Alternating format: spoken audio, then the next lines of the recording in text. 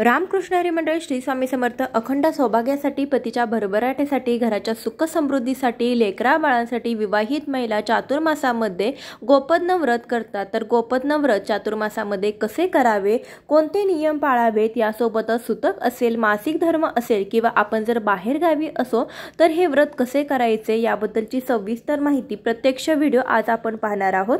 त्यासाठी व्हिडिओ शेवटपर्यंत पहा। चॅनलवरती नवीन असाल तर नक्की सबस्क्राइब करा। चला तर मग वेळ न घालवता आजच्या व्हिडिओला सुरुवात करूया। हिंदू धर्मातील कालगणनेनुसार आषाढ शुद्ध एकादशी पासून कार्तिक शुद्ध एकादशी पर्यंत जो काळ अत्यंत पवित्र मानला जातो तो म्हणजे चातुर्मास। चातुर्मास म्हणजे 4 महिन्याचा काळ। चातुर्मासामध्ये आषाढ महिन्याचे 20 दिवस, श्रावण, भाद्रपद आणि अश्विन हे 3 संपूर्ण महिने आणि कार्तिक महिन्याचे पहिले 11 दिवस असतात। हिंदू धर्मशास्त्रानुसार माणसाचे 1 वर्ष म्हणजे देवांचा 1 दिवस व रात्र। त्यामुळे चातुर्मासाचा हा काळ देवाच्या निद्राधीन होण्यापासून निद्रेतून जागे होण्याचा काळ मानला जातो। आपल्याकडे या काळात मोसमी पाऊस सुरू असतो। आषाढ शुद्ध एकादशीला सूर्य मिथुन राशीत येतो तेव्हा खऱ्या अर्थी चातुर्मासाची सुरुवात होते। आषाढ शुक्ल पक्षातील एकादशी देव निद्राधीन होतात, त्यामुळे या एकादशीला देवशयनी एकादशी किंवा शयनी एकादशी देखील म्हटलं जातं। कार्तिक शुक्ल एकादशी देव निद्रेतून जागे होतात, त्यामुळे या एकादशीत प्रबोधिनी एकादशी असं म्हटलं जातं किंवा देव उठणी एकादशी असं देखील म्हणतात। आषाढी एकादशीला भगवान विष्णू क्षीरसागरामध्ये प्रस्थान करून शेष नागावरती निद्रा घेतात, त्यामुळे आषाढी एकादशीस पद्मा एकादशी सुद्धा म्हणतात। महाराष्ट्राचे आराध्य दैवत पंढरपूरच्या विठ्ठलाच्या दर्शनाचे आषाढी एकादशी व कार्तिकी एकादशी हे 2 महत्त्वाचे दिवस मानले जातात। चातुर्मास हा देवतांच्या निद्रेचा काळ असल्याने वाईट शक्तीपासून सर्व लोकांचे रक्षण व्हावे यासाठी या काळामध्ये व्रते, विधी, दान आणि तपे केली जातात। त्यामुळे या काळात अनेक सप्ताहाचे व सत्यनारायणाच्या पूजेचे सुद्धा आयोजन केले जाते। भविष्य पुराण, स्कंद पुराण, निर्णय सिंधू, धर्मसिंधू, कार्तिक महात्म्य, देवस्मृती, गार्ग्यस्मृती इत्यादी धार्मिक ग्रंथांमध्ये चातुर्मासाचे महत्त्व सांगितण्यात आलेले आहे। याच काळात हिंदू धर्मातील अनेक पवित्र सण म्हणजे आषाढी एकादशी, कार्तिकी एकादशी, गणेश उत्सव, ऋषी पंचमी, दसरा, दिवाळी असे हे या काळामध्ये सर्वत्र अत्यंत धार्मिक व सात्विक वातावरण होते, कारण की जे दसरा, दिवाळी यासारखे मेन सण देखील चातुर्मासामध्ये येतात। चातुर्मासात श्रावण महिना हा सुद्धा एक पवित्र महिना असून या महिन्यामध्ये लोक उपवास करून मद्य व मांसाहाराचा त्याग करतात। याशिवाय कांदा, लसूण, वांगे अशा पचनास कठीण असलेले पदार्थ देखील वर्ज्य करतात। श्रावण महिन्यामध्ये पावसाळा असल्याने या पदार्थाने आरोग्यास बाधा निर्माण होऊ नये यासाठी आपल्या पूर्वजांनी खूप विचार करून हे काही नियम आहेत तर ते सांगितलेले आहेत। या काळामध्ये हिंदू धर्मामध्ये अनेक व्रत उपासना केल्या जातात। मात्र या काळामध्ये हिंदू धर्मात वर्णलेल्या संस्कारापैकी यज्ञोपवीत संस्कार म्हणजे मुंज, विवाह, दीक्षाग्रहण, यज्ञ, गृहप्रवेश, गोदान इत्यादी शुभ कामे केली जात नाही असा धर्मशास्त्रामध्ये संकेत रूढ आहे। भागवत पुराणानुसार विष्णूंच्या निद्रेस हरिशयन म्हटले जाते। संस्कृत भाषेमध्ये हरी हा शब्द सूर्य, चंद्र, वायू, विष्णू अशा अनेक अर्थाने वापरला जातो। म्हणून हरिशयन म्हणजे ढगांमुळे सूर्य चंद्राचे दिसेनासे होणे असा देखील अर्थ घेतला जातो। ब्रह्मवैवर्त पुराणानुसार देवशयनी एकादशी या काळात व्रते केल्याने सर्व पापे नष्ट होतात अशी देखील श्रद्धा आहे। सत्कर्म करणे, सत्कथा ऐकणे, सत्पुरुषाची सेवा, संत दर्शन, दान धर्म इत्यादी गोष्टी चातुर्मासामध्ये अत्यंत कल्याण करणाऱ्या आहेत असा समज आहे। देवांच्या या निद्रा काळात असुर प्रबळ होतात आणि मानवाला त्रास देऊ लागतात। असुरापासून स्वतःचे आणि आपल्या कुटुंबाचे संरक्षण करण्यासाठी प्रत्येकाने काही ना काही व्रत या चातुर्मासामध्ये अवश्य करावे असं धर्मशास्त्र सांगतं। यंदा आषाढी एकादशी 6 जुलै दिवशी आहे, तर या दिवसापासूनच चातुर्मासाला सुरुवात होणार आहे आणि या दिवसापासूनच आपल्याला व्रत करायचं आहे। गोपज्ञ व्रत करण्यासाठी सर्वात आधी सकाळी लवकर उठायचं आहे, स्वच्छ स्नान करायचं आहे, अंगणामध्ये तुम्ही हळदीचं पाणी शिंपडायचं आहे, अंगण स्वच्छ करून दारामध्ये छानशी रांगोळी काढायची आहे, उंबरठ्यावरती हळदीचं लेपन करू शकता। रोज नाही शक्य झालं तर तुम्ही पौर्णिमा, अमावस्या, गुरुवार किंवा शुक्रवार, मंगळवार अशा दिवशी देखील हळदीचं लेपन तुम्ही करू शकता। गोपज्ञ व्रत करत असताना आपल्याला हे व्रत करण्यासाठी गोपज्ञाची रांगोळी आपल्याला रांगोळीने किंवा तुम्ही तांदळाच्या पिठ्याने किंवा साच्याने काढायची आहे। ही रांगोळी तुम्ही तुळशी समोर, देवघरासमोर काढू शकता, अंगणामध्ये काढू शकता। व्रत करण्याआधी संकल्प करायचा आहे। तुम्हाला सर्वात आधी डाव्या हाताने उजव्या हातामध्ये 3 वेळा पाणी घ्यायचं आणि आचमन करायचं। 3 वेळा पाणी प्यायचं, चौथ्यांदा पाचव्यांदा पाणी ताम्हणामध्ये सोडायचं आहे। ओम केशवाय नमः, ओम नारायणाय नमः, ओम माधवाय नमः, ओम गोविंदाय नमः, ओम वैष्णवे नमः असं म्हणायचं आहे। त्यानंतर भगवान विष्णूंची 5 नावे घेतल्यानंतर तुम्हाला संकल्प करायचा आहे। डाव्या हाताने उजव्या हातामध्ये थोडंसं पाणी घ्यायचं, त्यामध्ये हळदी कुंकू अक्षता एक फूल व्हायचं। त्यानंतर आपलं संपूर्ण नाव, आपण कुठे राहतो, आपलं गोत्र काय आहे हे सर्व सांगायचं। आपण ही जी पूजा आहे, हे जे व्रत आहे गोपद्म व्रत, हे कशासाठी करतोय हे देखील तुम्ही सांगायचं आहे।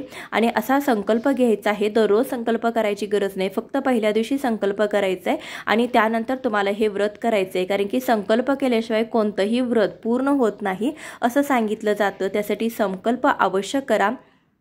काही जण हे जे व्रत आहे तर ते 1 वर्षासाठी करतात, तर काही जण लग्न झाल्यानंतर 5 वर्ष देखील हे व्रत करतात। तुम्हाला जसं शक्य आहे त्या पद्धतीने तुम्हाला व्रत करायचं आहे। 1 वर्षी व्रत करून तुम्हाला त्याच वर्षी उद्यापन देखील करायचं आहे। गोपद्म व्रतासाठी आपल्याला मेन म्हणजे रांगोळीने आपल्याला गोपद्म काढायचे आहे। 30 + 3 अशी आपल्याला गोपद्म काढायची असतात।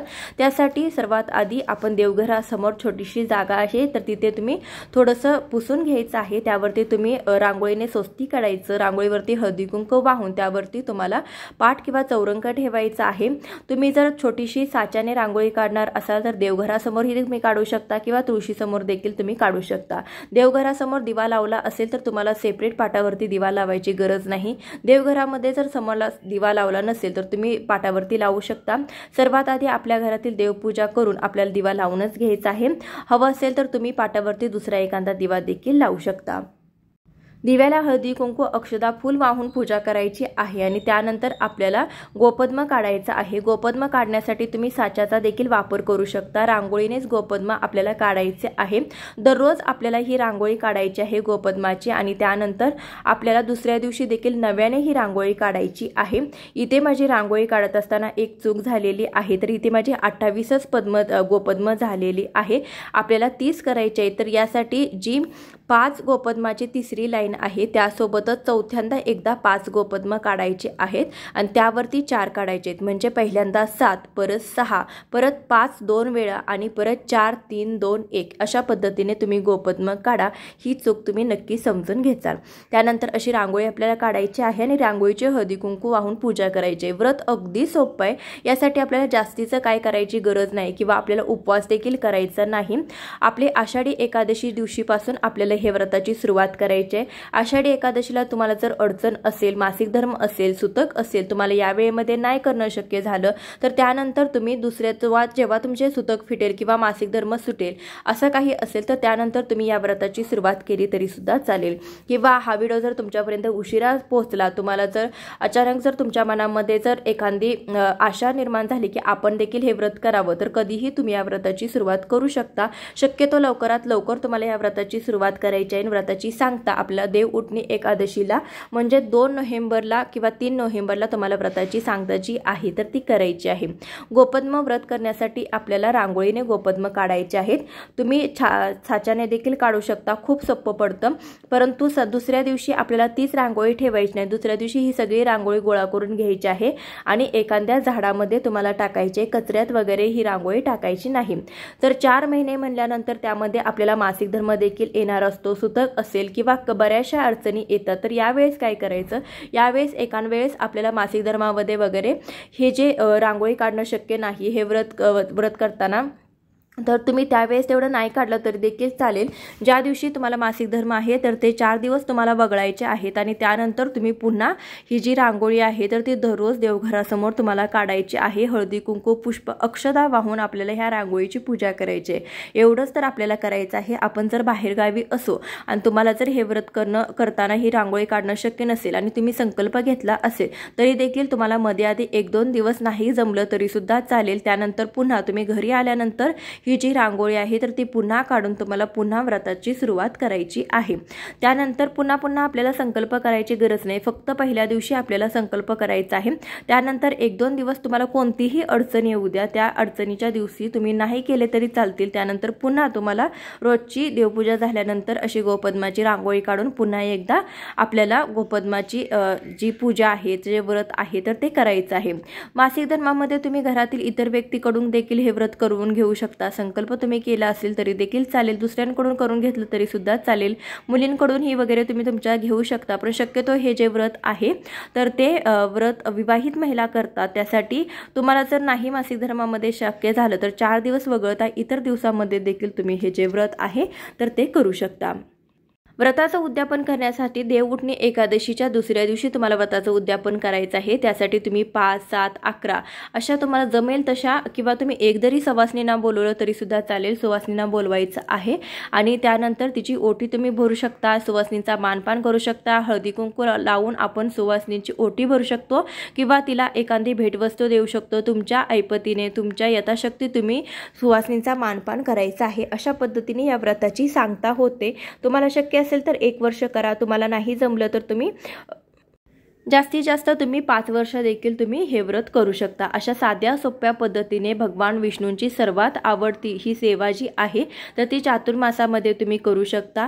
रोज आपण जो काही नैवेद्य करू तर तो नैवेद्य तुम्हाला या गोपद्माच्या रांगोळीला देखील दाखवायचा आहे।